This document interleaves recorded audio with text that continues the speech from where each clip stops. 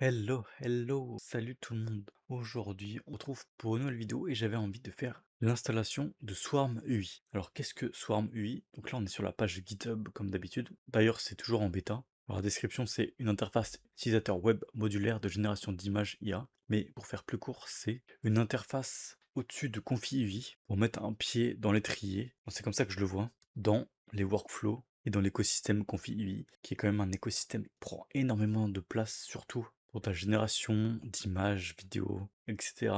Et même plus encore, sur du local où, comme on peut le voir aussi, c'est compatible sur par exemple du Google Colab et du GPU Cloud sur RunPod, Basta.ai. Mais là, on va le faire en local. Et en fait, ça tourne au-dessus de Config. L'installation est vraiment simple à mettre en place, mais l'utilisation, c'est quand même pas si facile que ça, quoi. Il y a quand même, comme on peut le voir ici, quelques paramètres à mettre. En tout cas, pour l'installation, ce qu'on va faire directement, vu qu'on est sur Windows, évidemment, il nous faut Git et le SDK.NET 8. Donc, vous téléchargez et installez ces deux choses-là. Et ensuite, on peut télécharger le fichier install Windows Bat. Je vais le télécharger dans ce dossier, donc voilà, c'est très léger. Ensuite, je vais créer un nouveau dossier. Je ne sais pas si je puisse le faire après, donc on va le mettre dans le dossier Swarm UI. Voilà, je le glisse dedans. Ensuite, on peut double-cliquer dessus et il va installer tout ça comme il faut. Il clone ce qu'il nous faut. Il fait sa tambouille. Il a détecté l'hardware qu'on a, donc ma configuration. Et là, ensuite, il nous lance une page d'installation.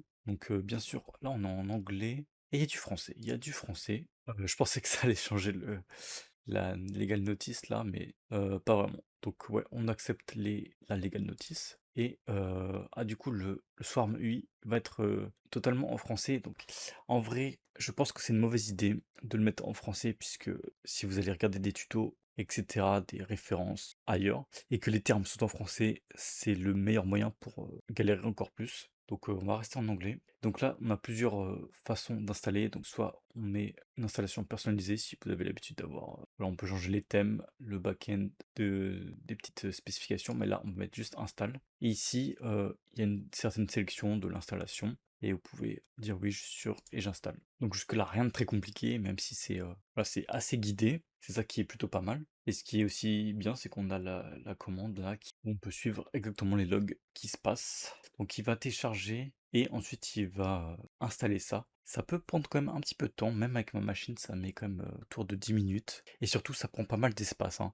On prévoyait quand même un grand minimum de 60 gigas. Je crois que l'installation de base comme ça prend 40 gigas. Mais en plus, si vous voulez mettre des modèles ensuite en plus, voilà, là, il fait une décompression d'archives. Et c'est ça qui prend pas mal de temps. Moi, je regardais sur le GitHub l'installation manuelle alternative de Windows.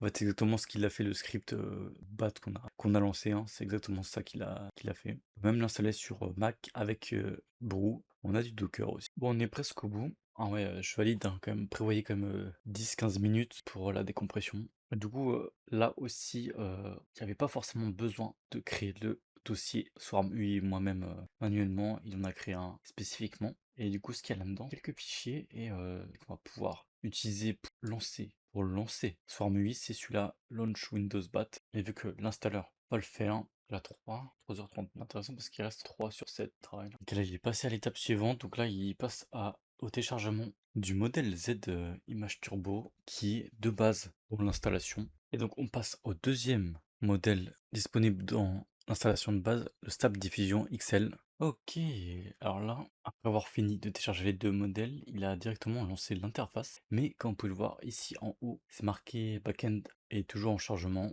Donc ça, à chaque fois que vous redémarrez ou après des mises à jour, etc., que vous ferez, eh bien, va falloir attendre que le backend se reconnecte à l'interface et vous aurez ce message qui s'allume. Donc ça sert à rien de faire quoi que ce soit sur l'interface avant que ça se reconnecte. Et voilà, l'interface tourne ici maintenant.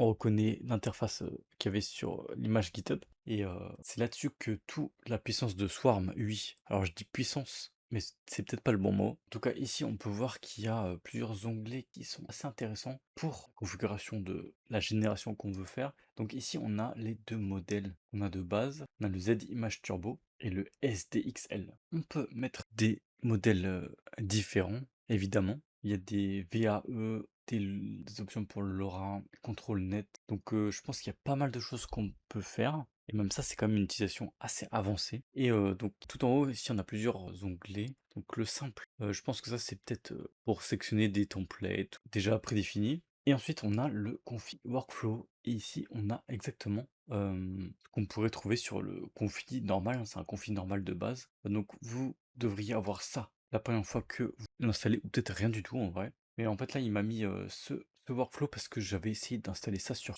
Swarm UI et mauvaise idée, ça n'a pas très bien fonctionné et je vous expliquerai pourquoi un peu plus tard. Mais ouais, c'est juste un workflow que j'ai importé et je vais vous en parler parce qu'il y a quand même des limites à ce Swarm UI. Donc ensuite, on a un autre onglet Utilities, comme quelque chose d'assez avancé ici aussi. On a User, donc ça c'est pour mettre les clés API si vous utilisez des différents providers pour télécharger des modèles, etc., des fichiers. Ensuite, on a le serveur et ici vous pourrez retrouver, surtout pour les mises à jour, et quelques informations sur votre configuration détectée. Apparemment aussi, on pourrait peut-être plusieurs utilisateurs, ça j'avais pas fait gaffe. En tout cas, ici, vous pouvez faire les mises à jour, vous pouvez faire check for update et faire les mises à jour, les forcer même si ça ne fonctionne pas. On va faire la mise à jour en direct. Donc là, quelquefois, il y a des petits messages d'erreur en rouge comme ça, mais en vrai, ça arrive de temps en temps, mais il n'y a rien de très chiant. On n'a plus qu'à attendre qu'il restart. D'ailleurs, là, on n'a pas trop de feedback. En fait, je sais pas s'il a vraiment lancé la mise à jour. J'ai l'impression que c'est OK.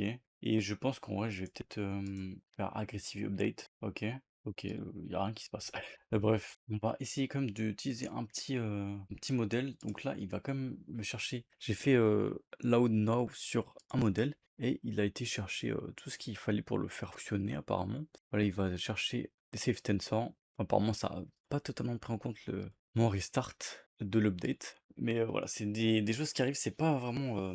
Ça reste de l'open source et c'est la maladie de l'open source, quoi. C'est pas la meilleure expérience utilisateur, évidemment. On pourrait aller chercher un nouveau modèle de n'importe quoi, par exemple sur One 2.2 pour carrément faire de la génération de vidéos, ça fonctionne. J'avoue, ça met un petit peu de temps à se télécharger. L'interface, entre guillemets, connecte un peu tout ce qu'il y aurait, par exemple, sur un workflow habituel. Il le connecte comme il le pense et c'est bon, il a téléchargé le Safe Sensor. Donc là, si j'imagine si je mets un prompt, je mets par exemple un prompt comme ça, si je fais generate, voilà, ici on voit que ça charge et on aura tout l'historique de ce qu'on a généré ici. Donc j'ai généré un truc et ici on peut mettre un petit peu tous les paramètres. Vous voyez là, ça fonctionne, on voit que l'utilisation du GPU fonctionne. On peut mettre plus de steps, changer pas mal de trucs, la résolution. Voilà, il m'a généré un truc un peu chelou, mais à mon avis, mon prompt est assez nul aussi. Voilà, ça peut être très rapide à générer quelque chose. Mais je vais quand même en venir au point assez négatif de la chose, c'est que c'est pas non plus quelque chose d'ultra répandu, soit MUI. J'en ai assez peu entendu parler, et ça n'enlève pas non plus la complexité de certaines choses. Vous voyez, tous les paramètres ici, il faut quand même s'y connaître un peu, savoir ce qu'on fait. Encore plus sur différents modèles, par exemple j'avais essayé de faire du One 2.2, du LTX aussi, et ouais, c'était pas non plus super facile à faire, hein. C'était quand même un peu galère. Alors je sais pas trop comment ça évoluera, mais mon avis là maintenant c'est que en fait autant apprendre à bien utiliser un workflow traditionnel de config plutôt que de vraiment faire ça sur Swarm UI. Franchement, l'intérêt que j'y vois maintenant, c'est vraiment juste si vous voulez essayer et vite fait, ou que vous êtes vraiment réticent avec le config UI workflow, essayez un petit peu comme ça sera pas ultra facile, mais au moins il y a un peu moins de complexité. L'installation est quand même assez rapide, facile, contrairement à un workflow traditionnel de config, mais la compatibilité avec les mises à jour, les différents fichiers à utiliser. Là, c'est un gros point noir parce que, en fait, justement, le workflow que j'avais utilisé ici, apparemment, il utilisait une mise à jour de config qui n'était pas encore disponible sur Swarm UI. En plus, sur ce workflow, je devais, enfin, sur la plupart des workflows de ce genre, un petit peu personnalisés comme ça, il va falloir installer Config UI Manager, qui est vraiment un indispensable hein, sur les workflows Config UI. Et là, en fait, c'est aussi indispensable. Du coup, on est obligé de trifouiller là-dedans quand même. Voilà, on n'est pas à l'abri de conflits, etc. Vu que l'adoption de la chose n'est pas la majorité pour débugger, etc. C'est vrai que c'est compliqué. Je suis quand même assez mitigé sur Swarm UI. Franchement, ça part d'une bonne idée. Ça enlève une couche de complexité sur les workflows habituels. Mais on vient du coup se confronter à d'autres problèmes. Et ça, pour les utilisateurs, c'est vraiment un gros point noir. Franchement, même moi là, j'ai du mal quand même avec Config UI. J'ai utilisé quelques fois, mais c'est vrai que sur certains, workflows, dès que vous voulez personnaliser un truc, c'est une grosse galère. Dans ce cas de figure, Swarm UI n'est pas vraiment aidant. Je défonce un peu le truc, ça part d'une bonne idée, mais, il y a quand même peu de cas où il est vraiment utile. Bon, j'attends de voir quand même l'évolution de la chose, mais en fait, ouais, ça peut vite devenir casse-tête et puis autant se casser la tête sur vraiment un workflow confi UI, traditionnel, quoi. Comme ça, on sait utiliser, ce que la plupart des gens utilisent. En tout cas, dites-moi si vous avez envie d'essayer ce Swarm UI. Est-ce que vous y trouvez une utilité quand même? En tout cas, j'espère que cette vidéo vous aura plu quand même et je vous dis à la prochaine. Ciao.